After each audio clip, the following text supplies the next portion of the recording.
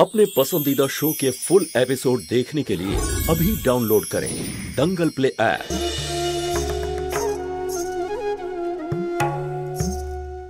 And एतो राते आशा and all that আপনি কবে থেকে এত ওল্ড ফ্যাশন হলেন? সুধা, দেবিকা, যেই হও না কেন বেরিয়ে যাও এখান থেকে। তাহলে এই রকম ব্যবহার করে কারোর সাথে? পোশাক দেখে এই বাড়িরই মনে হচ্ছে, কিন্তু ম্যানার্স একদম নেই।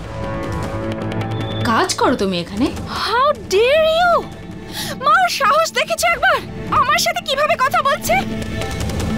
তুমি এক্ষুনি সিকিউরিটি দাদাকে ফোন করো আর বলো ওকে ঘাট ধাক্কা দিয়ে যেন বের করে দেয়। প্লিজ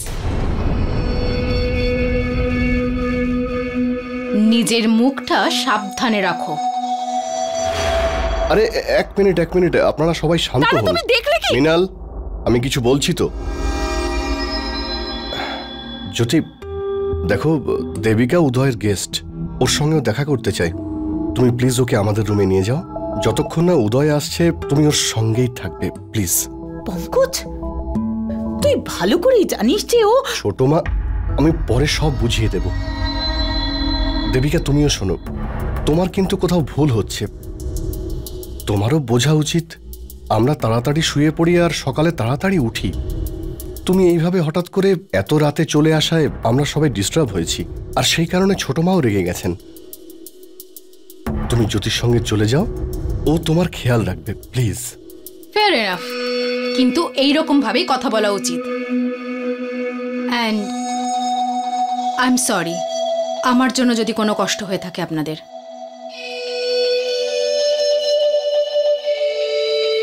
চল সুধা, please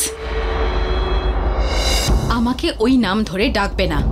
I am Debika, is that clear? ঠিক আছে, চলো।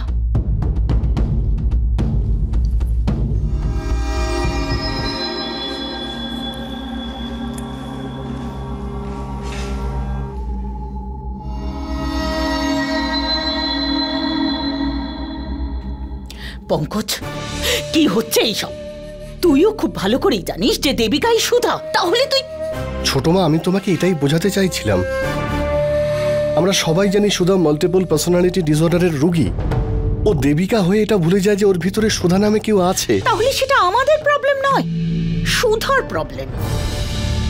দেখ পঙ্কজ, আমি এখন শুধু আমার ছেলের চিন্তা করতে চাই। অনেক কষ্টে আমি ওকে সুধাকে ভুলিয়েছি আর বিয়ের জন্য রাজি করিয়েছি। আর যদি এখন ও জানতে পারে যে সুধা দেবিকা, আই মিন যাই হোক না কেন, সুধা এখানে আছে, ওর মনের উপর কি প্রভাব পড়বে? কাল আশীর্বাদ ওর পঙ্কজ। ছোট মা, উদয়ের চিন্তা আমারও আছে, আমিও ওর ভালো চাই। সেই জন্য প্লিজ তুমি রেগে যেও না। যদি সন্দীপকে ফোন করেছে, ও এক্ষুনি সুধাকে নিতে চলে আসবে। জামাইবাবু, সুধা কোথায়? আমি ওষুধ নিয়ে এসেছি। হ্যাঁ, ও ভিতরে আছে। আমি সরি জামাইবাবু, ওর জন্য তোমাদের এত কষ্ট করতে হলো।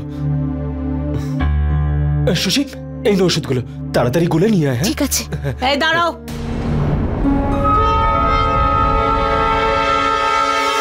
তোমাকে ভেতরে যেতে বলেছে কেউ? তুমি ওদের বাড়িতে কাজ করো তো, এখানে তুমি সীমা অতিক্রম করবে না, বুঝেছো? আসলে আমার একটু সফট ড্রিঙ্ক লাগবে, ওতে ওষুধ মিশিয়ে দিদিকে খাওয়াতে হবে, সেই জন্য আমি...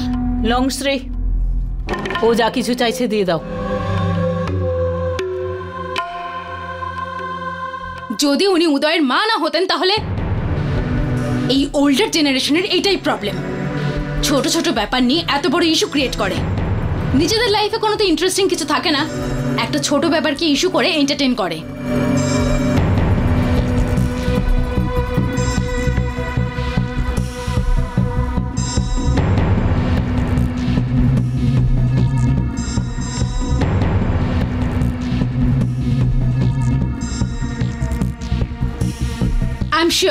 আই এম শিওর এই জন্যই আজকালকার বাচ্চারা নিজেদের প্যারেন্টসের সাথেই থাকে না। Disgusting this is. Cold drink খাবে? থ্যাঙ্কস, আমার খুব দরকার ছিল।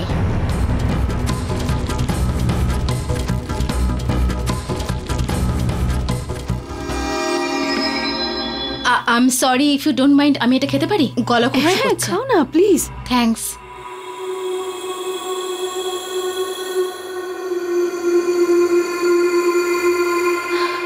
Thank god.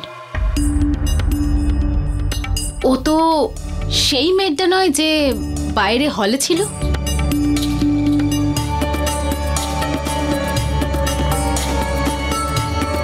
আই হ্যাভ ওকে ওকে আগে কোথাও দেখেছি। ঐশী, কে তুমি? দেবিকা, তুমি কিছু বলছিলে তাই না আমাকে? হ্যাঁ, কিছু বলছিলাম। ওই হ্যাঁ, I mean it's our life. এটা তো আমাদের লাইফ, আমরা যেভাবে খুশি কাটাবো। ইটস 10:30, এখনই তো নাইট লাইফ শুরু হয়। ও গড সেক, ইটস 10:30, এখনই তো নাইট লাইফ শুরু হয়। আর ওরা কি করে জানবে যে সুধী? সুধী,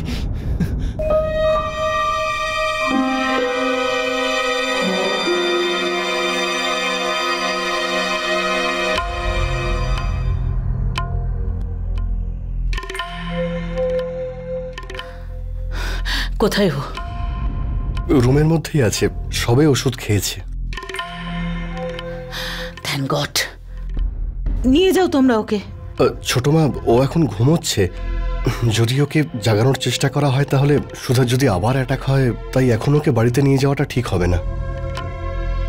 সকালে যখন ও উঠবে তখন ওকে যদি দিয়ে আসবে। তোর কি হয়েছে রে পঙ্কজ? যদি উদয় ওকে এখানে দেখে তাহলে কি হবে? হ্যাঁ, ও সুধা হোক বা দেবিকা, উদয় তো এটাই জানে যে ও সুধা। পঙ্কজ, তুই তো জানিস উদয় অনেক কষ্টে রাজি হয়েছে আশীর্বাদের জন্য।